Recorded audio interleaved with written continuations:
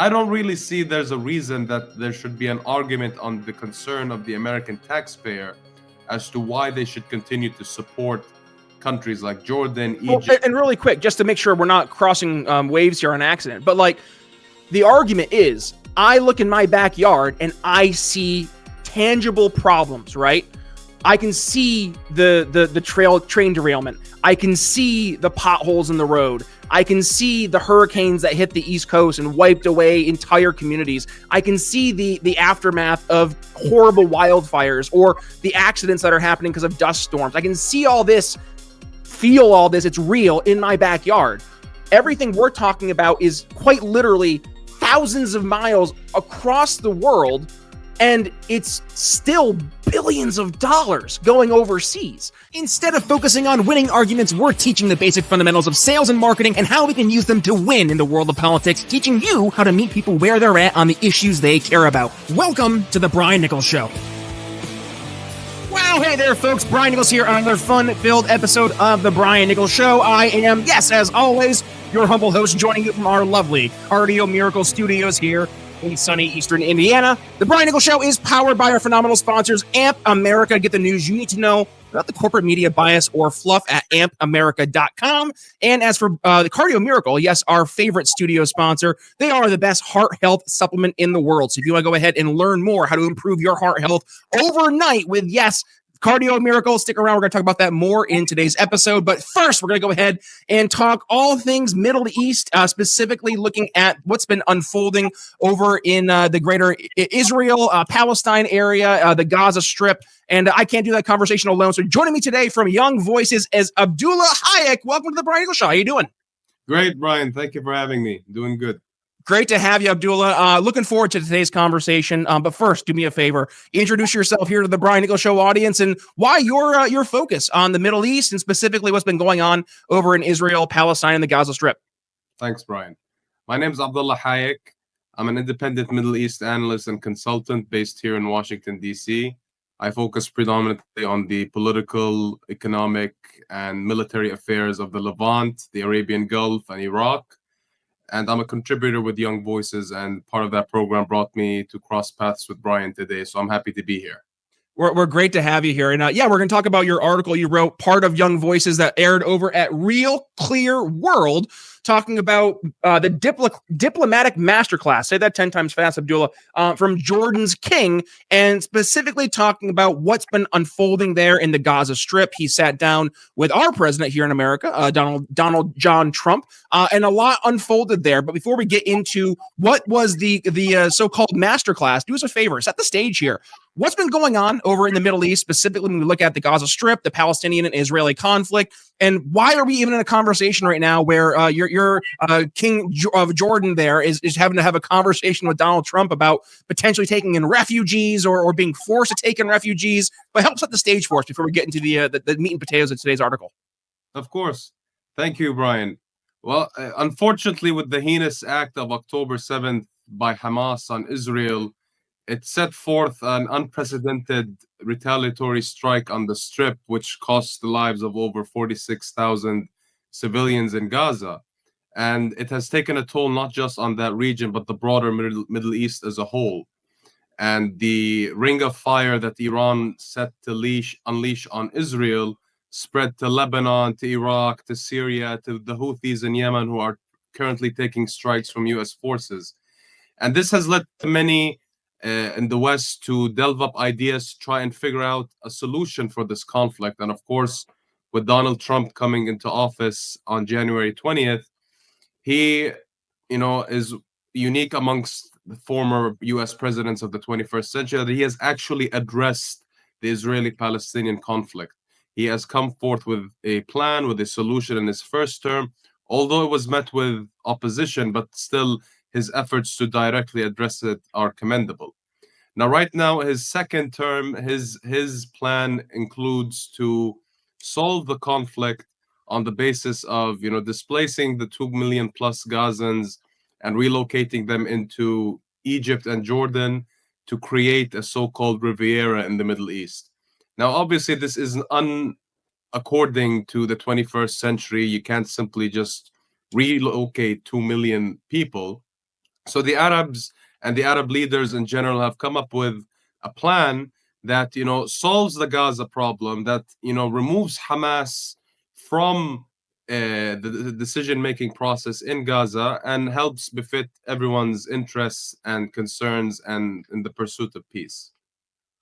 So I'm going to start off with an objection I'm sure you hear all the time, right? And by the way, just to set the stage, a lot of my audience here is more of a libertarian ethic. Yours truly is also more in a libertarian ethic, which of course leads to the question, well, Abdullah, we're over here in this country called the United States of America. What interest does the USA have over in the Middle East, specifically looking at this conflict with Israel and the Palestinians, which, if we're being fair, hasn't just been a conflict that's been taking place since October 7th, but it's been a conflict taking place for, at this point, generations. So just help to set the stage there from your perspective. What interest does America have over in this foreign affair?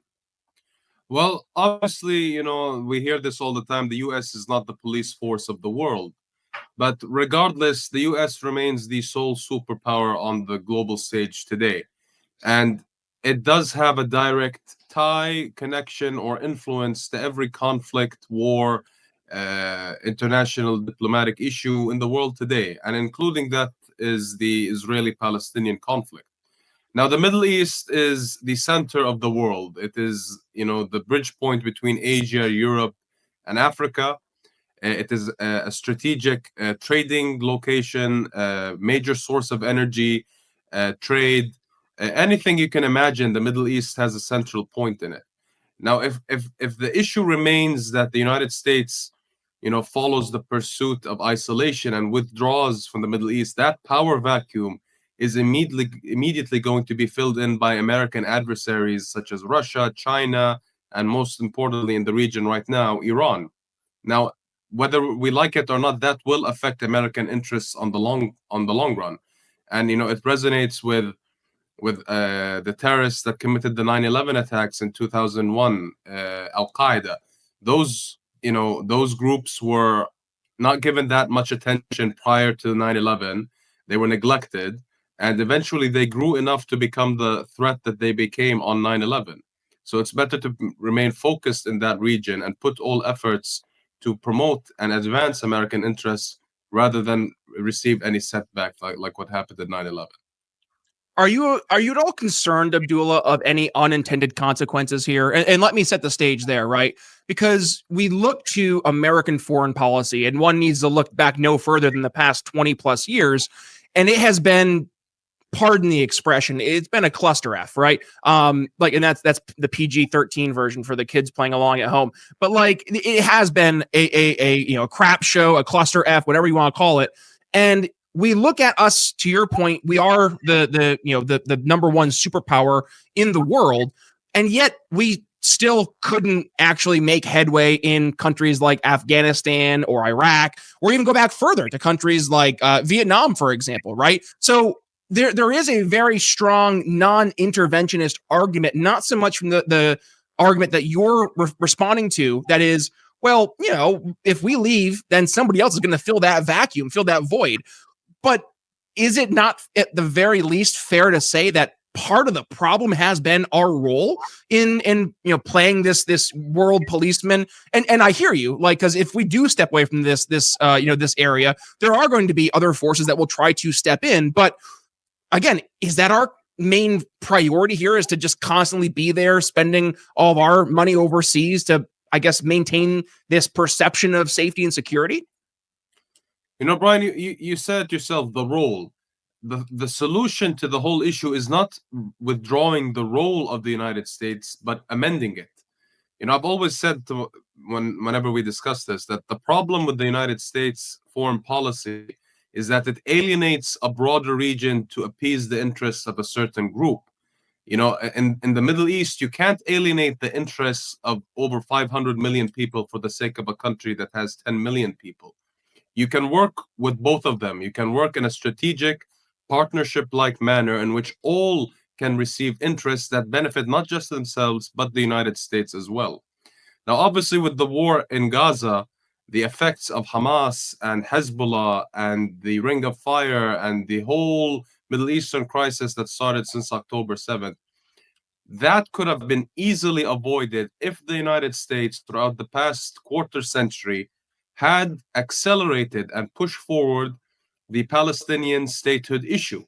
Because the main concern, the main scapegoat that the Iranians are taking right now is that they want to feel as the saviors of the Palestinian issue. And they go ahead and as they infiltrate the communities bordering Israel, like in Lebanon and Syria and Iraq, the main, let's say, excuse that they relay is that, look, you deal with the West, you don't get anything. The Israelis keep bombing you and bombing our brethren. Let us come in as saviors and we'll help you. That excuse can be easily removed if the United States just manages to put forward a plan that works in collaboration with the Israelis, with the Palestinians, and with the broader Middle East to solve the Palestinian issue, so that extremist groups such as the Iranians and such as Islamic fundamentalists like Al-Qaeda and ISIS don't have an excuse to infiltrate Middle Eastern societies and breed a havoc of a region. This is where I get stuck, and I'm not pushing back just to be an old curmudgeon here, but more so from a kind of a logical deduction standpoint. I get stuck because you mentioned Al Qaeda, for example, of which I remember. I think it was Rambo 3, perhaps. The end of the movie concludes with, "And we give our strong, heartfelt support to those fighting communism over in Afghanistan," which is at that point the Mujahideen, which turned into Al Qaeda. And you couple that with the destabilization of the Iranian government back in the 70s. And then you factor into the fact that according to the Government Accountability Office, since 1949, the United States has given over $243 billion, which roughly averages out to $4 billion a year, over to the country of Israel. So I guess it's more from we have been kind of playing that role, and it doesn't seem to really make things better. If anything, I would dare say there is a strong argument to say it's actually made things worse, made things more destabilized. So I guess my question is, what better outcomes can we see by a more involved United States in the Middle East relative to how involved we've been for the past 70 plus years, and seeing that it's become more destabilized than ever? Hey folks, I want to take a moment to talk about something that has truly changed my life, and that is Cardio Miracle, our incredible studio sponsor. Now, I'll be honest, when I first heard about Cardio Miracle and their claims about improving heart health, I was skeptical. But after using it for just about 2 months, I was absolutely blown away by the results. First, my blood pressure went from being consistently around 140/90 to a much more healthier and manageable 120/80. And my resting heart rate dropped from the low 70s to the high 50s. And I couldn't believe it. But the benefits didn't stop there. I started sleeping better, and I felt more energized at the gym, and my heart felt the best it's felt in years. And it's not just me. Hundreds of you, our amazing listeners, have reached out to share your own incredible experiences with Cardio Miracle. So, what is Cardio Miracle, and how does it work? It's a carefully crafted supplement that harnesses the power of nitric oxide to support optimal heart function. So by increasing nitric oxide levels in your blood, Cardio Miracle helps relax your blood vessels, improve circulation, and it protects your heart from damage. It's like giving your heart the support it needs to function at its best. And here's the best part. We've got an exclusive offer just for you, our loyal listeners here at the Brian Nichols Show. When you head over to cardiomiracle.com and use code TBNS at checkout, you'll get an extra 15% discount on your order. Plus, with their 100% money-back guarantee, you've got nothing to lose and everything to gain. So, if you're ready to take control of your heart health and experience the life-changing benefits of Cardio Miracle for yourself, just click the link in the show notes or video description. Trust me, your heart will thank you. And don't wait another day to prioritize your health. Join the tens of thousands of folks who have already discovered the Cardio Miracle difference. Head to cardiomiracle.com now and use code TBNS for 15% off your order. Your journey to a happier and healthier heart starts today. And now, let's get back to the show. Going back again, like I said, the region is the central point of the world. Every major civilization, empire, and power has been in the Middle East and has stayed there for a very long time. Every major Abrahamic religion stemmed from the Middle East. The United States simply cannot forsake its influence and its role in the Middle East. It is just simply unattainable to not just U.S. interests, but to the interests of its partners and allies in both Europe and East Asia.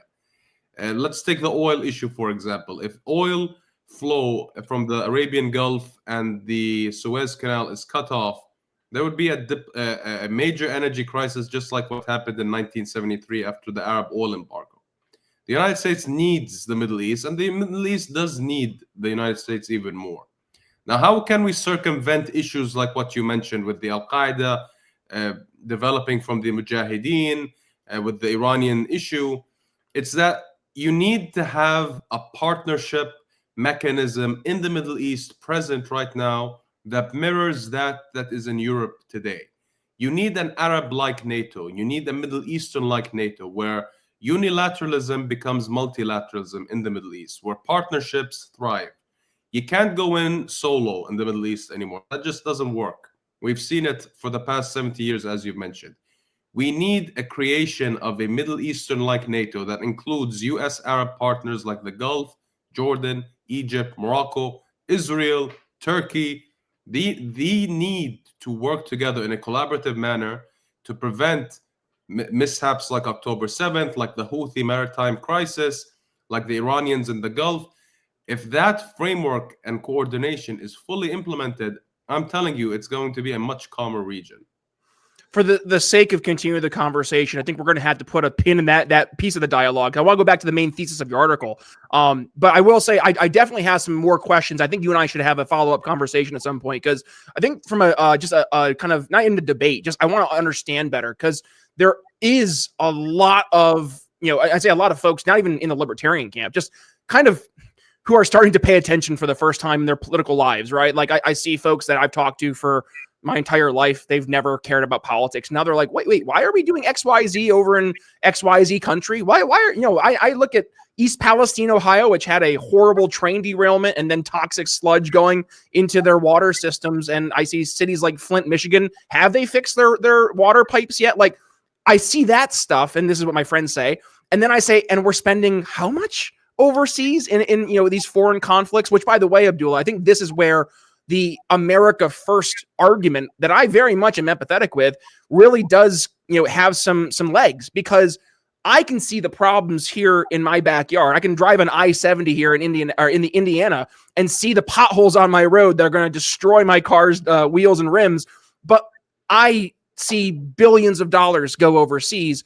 And then there are questions raised internally from a domestic standpoint, like, well, hey, we have oodles of natural resources. I would dare say America is one of the most abundant natural resource countries in the world. Why aren't we taking advantage more of that? And that's where the conversation from both a foreign policy and domestic policy perspective, really, they kind of jive together. Because I would argue, right, and we'll move forward after this, but I would argue that if you were to have a more strong America at home, taking care of, it's the Jordan Peterson, take care of your own room first, like clean up our own room, make our own world better, that a lot of the issues you mentioned, right, like the not having the oil flowing through from the Middle East or going through the Suez Canal, like, oh, maybe we could take care of that by having something like in our backyard, like the Keystone Pipeline. Oh, wait, Biden canceled that. But that's the conversation, right? But anyways, we'll move forward. I do want to talk more about this Gaza Strip conversation, because Trump definitely, he's a master marketer, I would say, if anything. And there was that video that went out, I think, 2-3 weeks ago, and it showed yeah, you're shaking your head. It was the Gaza Strip as, it was like a Trump Mar-a-Lago, but Middle East version. So it sounded like, a starting out point from a negotiation standpoint from the Trump administration. Help move us forward from Trump presenting it as Mar-a-Lago 2.0, Middle East ago, the new version, to what we're talking about now with the conversation with the King of Jordan. When you mentioned that video, I'm speechless. It's just entirely unpresidential and unbefitting of the White House. And this is coming from a conservative here in the United States. I'm telling you, I was very hopeful during the campaign process of the Trump campaign, that we're going to solve the Middle East. And they went to Michigan and they met with the Arab American community. No more people dying, no more lives lost. Your families, your cousins, your whatever, they're all going to be safe. And it was, it really resonated with the Arab American community. And then, when February 4th comes and he meets with Benjamin Netanyahu in the White House and they have a press conference, and you hear the words Riviera, the Middle East, and demolition site, and prime real estate, for an Arab American, profiteering off war and genocide is really an unhealthy way to gain the community for elections to come.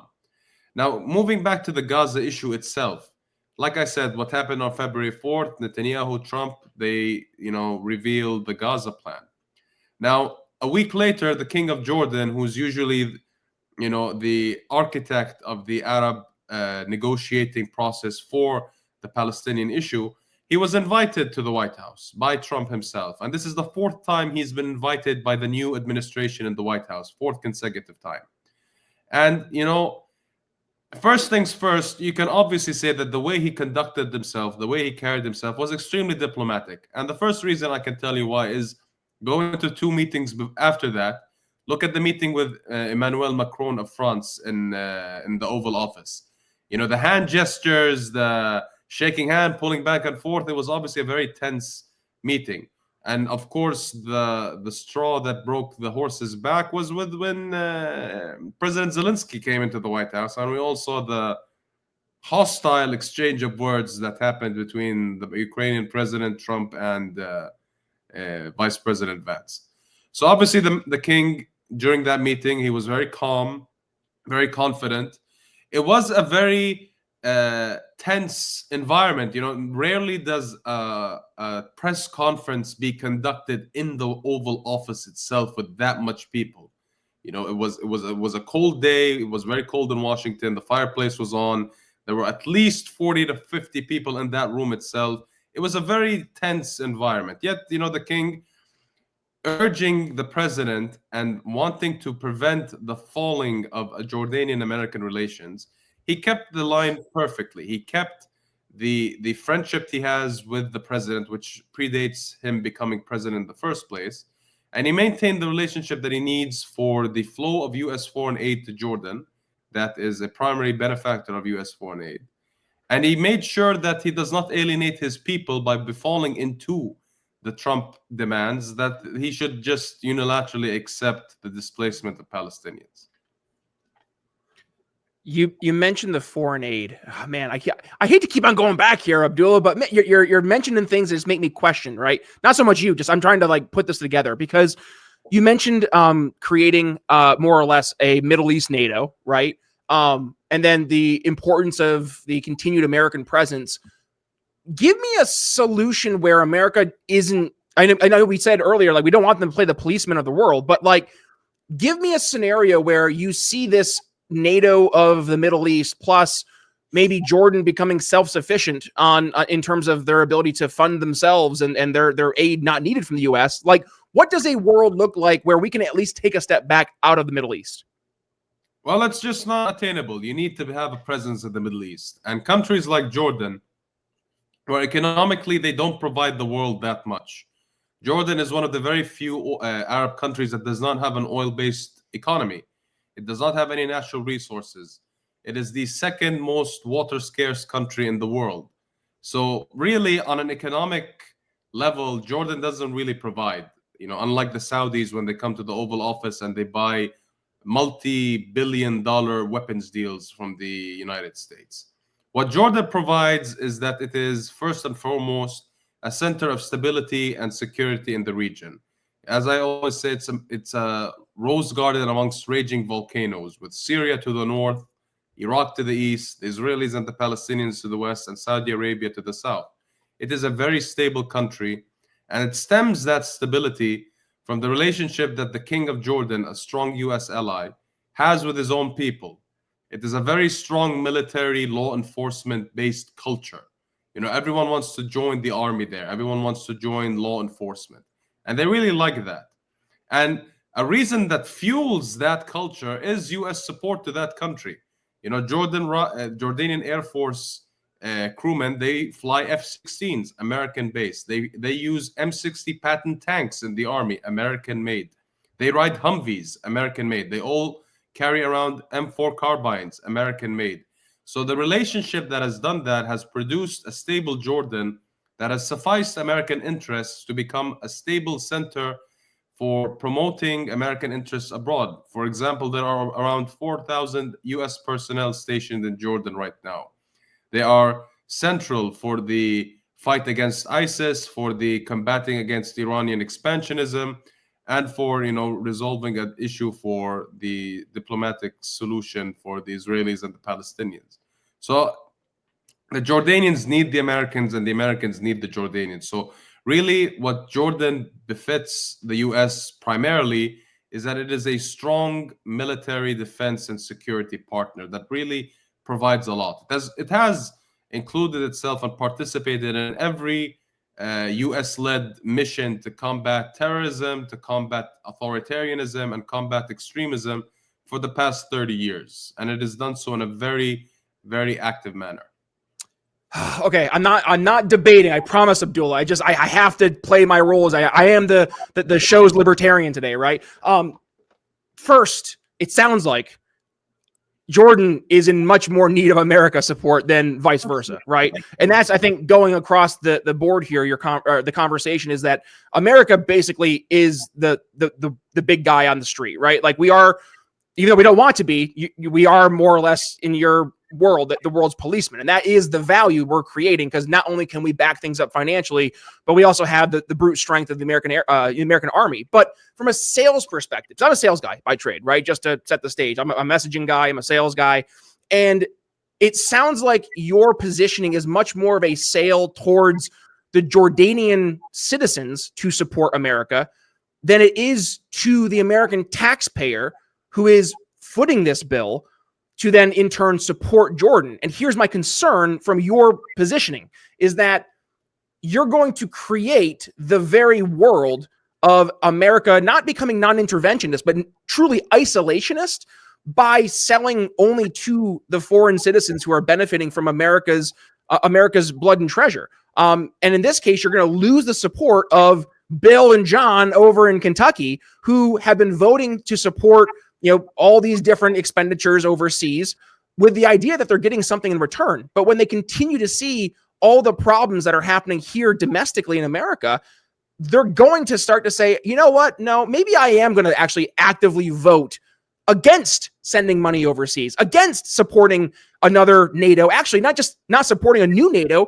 How about get us out of existing NATO, which, by the way, is a topic of conversation right now. And this is, I think, the part that a lot of folks more, and I'm not calling you a neocon, don't take this the wrong way, but more in that more neoconservative, America might foreign policy perspective might argue is that you're actually selling opposite of what your intended goal is. You're hurting your actual buyer, in this case, the person who's footing the bill, the American taxpayer, at the expense of selling to the person who's benefiting. Do you see that possibly being an issue at the very least? That issue resonates not with the Jordanian case. The Jordanian government receives $1.8 billion from the United States government annually. That argument can be implemented to the Ukrainians, to the Israelis, to the Taiwanese. The Ukrainians, since the onset of the Russian invasion in Ukraine in February 2022, they received so far $350 billion plus in military. Which, by the way, we don't like. Of course, I agree with you. The same thing with the Israelis. Since the October 7th attack, they've received more than $30 billion in military aid that was expedited. So, those are the numbers that, should concern the American taxpayer.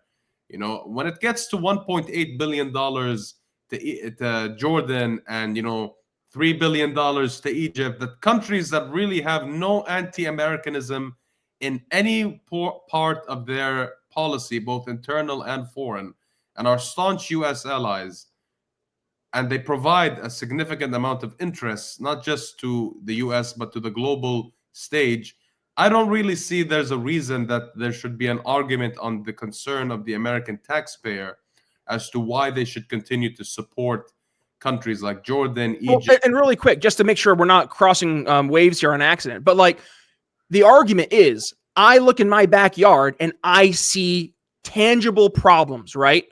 I can see the train derailment. I can see the potholes in the road. I can see the hurricanes that hit the East Coast and wiped away entire communities. I can see the aftermath of horrible wildfires or the accidents that are happening because of dust storms. I can see all this feel all this. It's real in my backyard.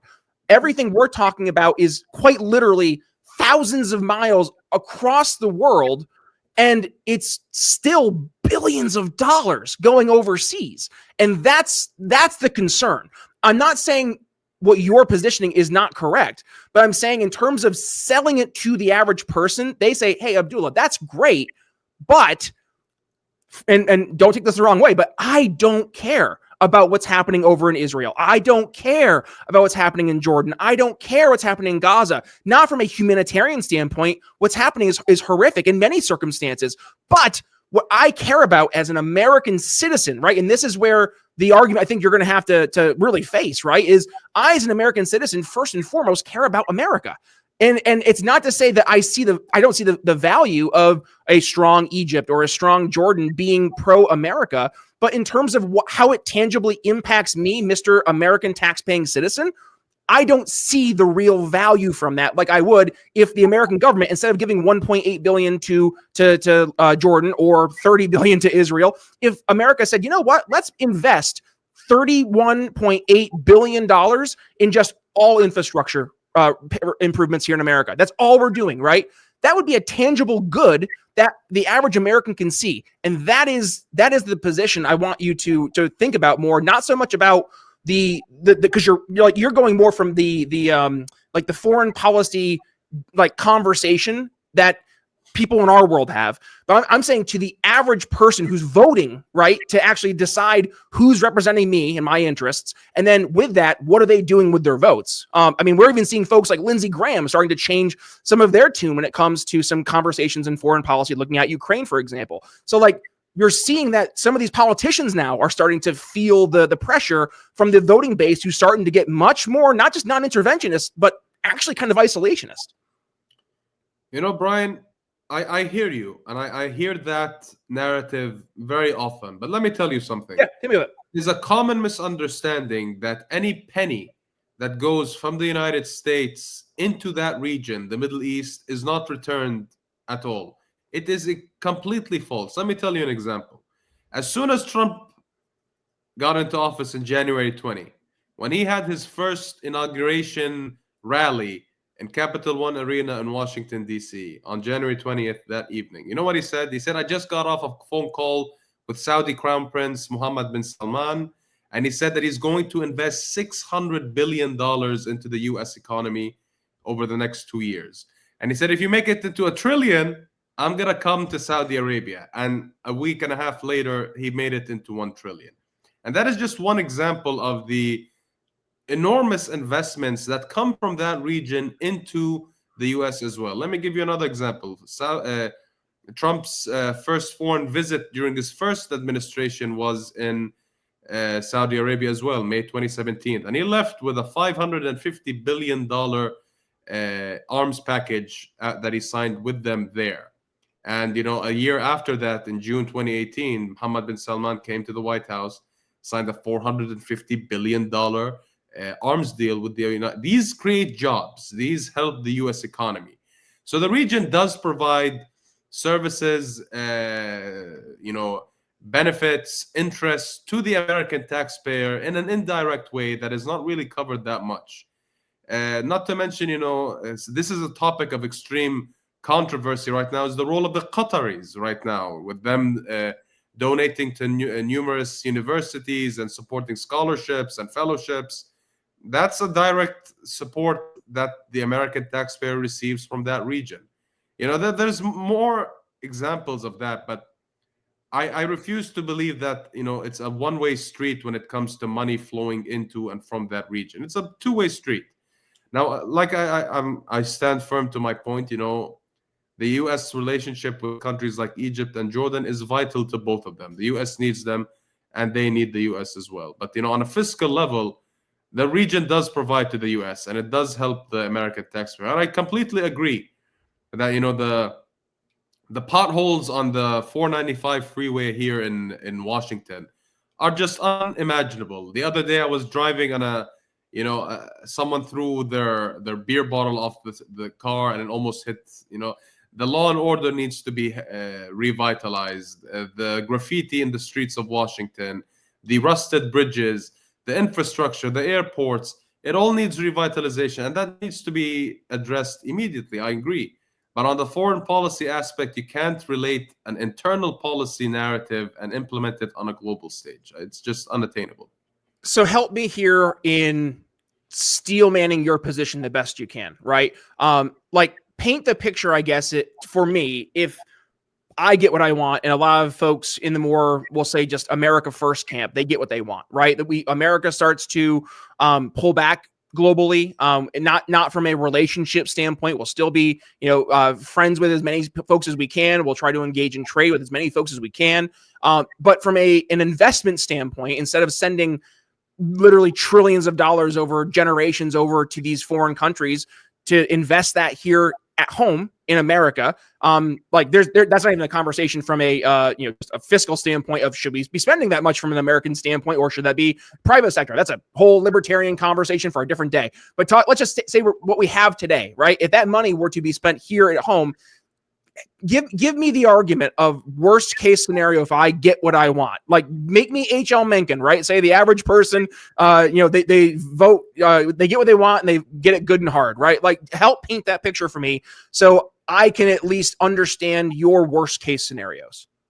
We live the worst case scenario. That's the thing. The U.S. The U.S. allies in Europe and Canada and Mexico have been ripping off the United States on a trade war for the past 2 decades. The tariffs, the taxes that have been imposed on American goods going into those countries were just enormous compared to the taxes that they are imposed when they enter the United States. It's just crazy. Billions have been made doing that. In a perfect world, I would say that every possible good that can be produced in America that is currently produced overseas needs to be brought into America. The same goes to, importing things that we don't need to be imported. Why not use them domestically? But, like I say, from the Middle Eastern perspective, that's pretty difficult because the only thing that, well, it's not really the case anymore today, but, the energy sector is the main important thing that comes from the Middle East. But that's not the issue. Now you have the drill, baby, drill agenda right now in the Middle East, in the United States, where the tri-state area of Ohio, West Virginia, and Pennsylvania are sitting on a literal ocean of oil. That's an enormous and has so much potential for American self-sufficiency in the energy sector, and it doesn't just include the American expectancies for oil. They can export it. The U.S. has the potential to become a world energy exporter if it wants to, if it delves into those reserves. And, it needs to put the America first narrative in a rational manner and not a unilateral manner, because America first doesn't come in a unilateral manner. There's a reason why World War II was won as part of the Allies, and it wasn't just America that won World War II. America did play the biggest role, of course, but it had the Allies next to it. The same thing can apply to Korea, to Vietnam, to the war on terror, to the effort to remove Saddam from Kuwait. These were done in a multilateral manner. There's a reason why the United Nations exists. There's a reason why NATO exists. The United States works more efficiently when its partners are with it.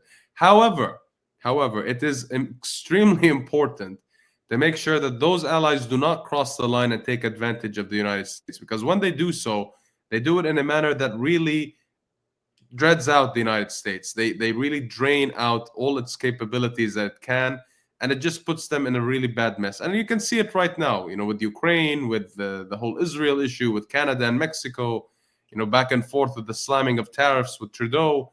It's just not a way to go through. And they have to face it, Many countries in Europe owe their existence and prosperity to the United States. The same thing can go to Japan and to Korea, who, if it weren't for 40,000 fallen U.S. personnel in Korea, South Korea would not exist today. That's all I have to say. All right, so I'm going to give my final thoughts, and I'm going to do the opposite. I'm going to position what I think is the worst case, the opposite way. And then I'm going to give you the final word here. And I also want to make sure, as we wrap things up, you tie things back to our article here at Real Clear World. Say that 10 times fast. Here's my concern, though, right, Abdullah, is that number one, we are on a fiscal cliff ourselves. We are $36+ trillion in debt, and that number is creeping up higher exponentially, even despite the efforts of Doge. With that, you look into a post-1947 world order, where America has been the dominating force on the world stage. And while you can argue that the way of life for the average American has gotten much less expensive because of our engagement in foreign affairs, shall we say, and in expanding our reach, both in terms of trade, but also in terms of foreign might, we've seen both cost of living greatly improve here in America, but at the same point in time, at a very real expense. You fast forward both in terms of the dollars and cents being sent overseas in mass, but also the blood and treasure from an American military foreign policy perspective being spent over in all these countries across the world. The number one thing I'm concerned about is that the average person in America is going to focus on the things that they can themselves see, touch, smell, hear, and taste, right? I used to tell this to my sales team when I teach them all the time about the idea of controlling what you can control, right? And your average person is very much in I'm going to be able to at least control what I can control. And that is, I don't want money for going overseas. So I have a very real fear that in the pursuit of kind of maintaining the status quo of existing organizations like NATO or the UN, or go back to a post Cold War America, and the argument that we had for all those old systems was, well, because we had this one big evil country, the USSR, and then all of a sudden they go away, and it's like, well, we're going to keep doing what we're doing. We're going to keep this big military state because there's always going to be another big boogeyman, right? And it has turned into now where America has become more or less the piggy bank for the world. We are the parent who's giving out allowances every single day. Only in this case, it's not a few dollars to go buy something at the corner mart, but it's to go spend billions of dollars, be that for their own domestic internal affairs, or then using that as call it a Ponzi scheme, call it what you will, funneling back to Raytheon and all the other war entities here in America to create the perception that's creating American jobs. Like, this is where I think your average person's going to say, you know what? I'm out. I don't want America involved anymore. So what I'm going to start doing is voting for elected officials who are not just America first, they are America only, right? And in that world, I fear that your worst case imagined world, where America literally puts the walls up and says, nope, nobody else talk to us, will become more real and potentially more realistic if we were to go through with your kind of vision for continuing to spread America too thin, because people are feeling it at home. And that's, and again, I'm not trying to be confrontational, but more so, I think this is the argument that needs to be heard, not so much the behind the scenes, like foreign policy conversations that take place, because while that's important, we have to be able to then take that and package it in a way to sell to your average person. And I'm trying to position where your average person is right now. Like, they can hear the argument that, well, there is investment in a roundabout way. That's great. I don't feel it. I mean, I hear there's going to be $1 trillion invested from Saudi Arabia. I would love to see where it's going to go. I'd love to see that very realized to me. But I've heard of investments across for the past 70, 80 years, and I've only seen jobs leave America. I've only seen, issues rise in America from a cultural standpoint. Like, we're not in America anymore. We're just kind of a pluribus unum from one many, but now it's just one big blob. So people are feeling that they're not having an American identity anymore. And what am I doing right now? Why are we putting all this effort into all the foreign affairs? So I think that is the position, Abdullah. I would say, not to necessarily go after that, but I would challenge you and a lot of folks more in your camp to say, let's start better understanding how to sell to that average person. And if we're going to say there's going to be really bad outcomes, right? Again, one more sales analogy. I had a sales mentor who used to teach me, he actually used to be a Mormon. And whenever he'd go and he would do his conversions, he would always say, listen, it was easy for me because all I had to figure out was if a person wanted to go to heaven or if they were afraid to go to hell, right? Take that mentality and understand, to those people, Like, are they afraid of worst case scenario for America, or are they trying to like create a better world for America, right? And just help quell those fears. But that's my final thoughts. And I do say this with all love and respect. True. Like I love when we have these conversations on the show, because this is how we actually are able to like solve things and have dialogue to move things forward in a better way, is when we hear each other's perspectives and can kind of talk through them. So thank you for being an active participant in this today. I know I enjoyed it. I'm sure the audience is going to love this as well. But with that, final thoughts on your end, Abdullah.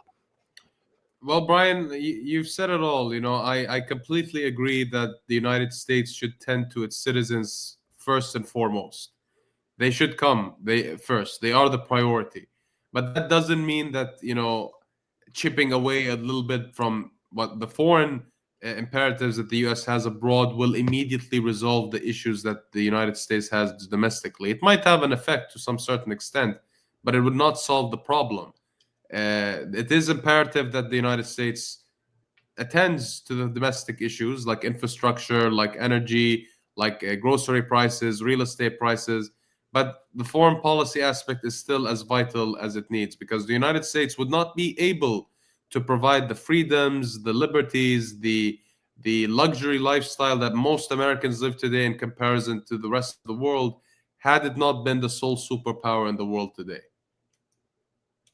Okay, that's your final thoughts?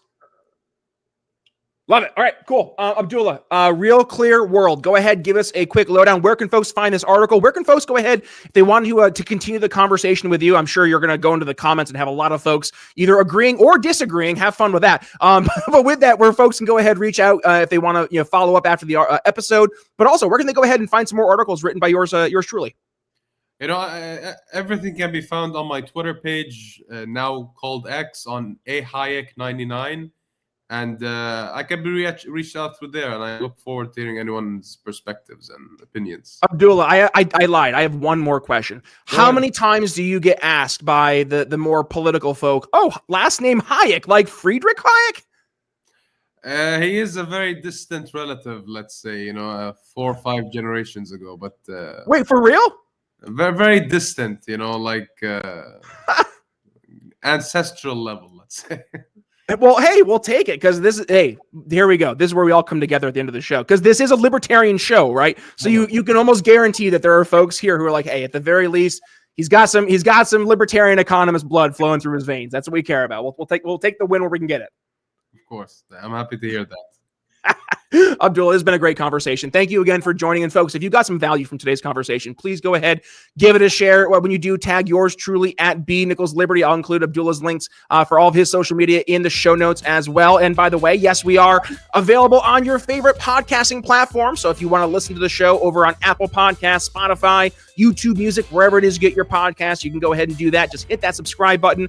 And by the way, we are a video show. So this whole conversation, if you're listening to this right now in your podcast feed, you can watch it over on your favorite video platform like YouTube, Rumble, Twitter, or Facebook, which, by the way, we recently announced we are doing all episodes live stream over on X and on Rumble at 8 p.m. on Monday and on Friday night. So go ahead and tune in there, and you'll see a live stream of the Brian Nichols Show. But with that being said, we're going to go ahead and put a pin in today's conversation. Abdullah, we got to have you back. I think this is a really good part 1 conversation. I would love to have part 2 sometime soon. So with that being said, Brian Nichols signing off here on the Brian Nichols Show for Abdullah Hayek. We'll see you next time. Thank you, Brian.